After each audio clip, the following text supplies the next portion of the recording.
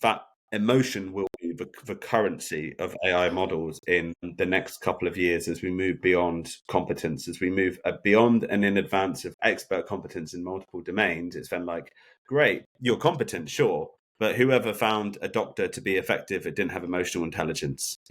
Dr. House isn't real.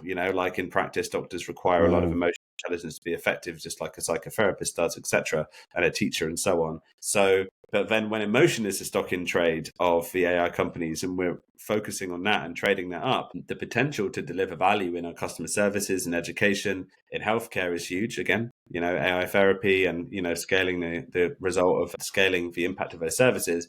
But the risks are also very, very high that we might discourage people from interacting with each other at all.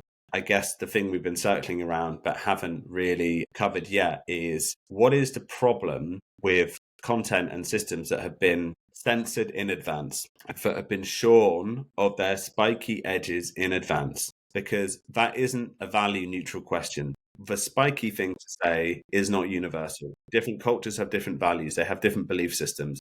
Someone has to choose what the AI believes. Because I did a lot of research in the value space.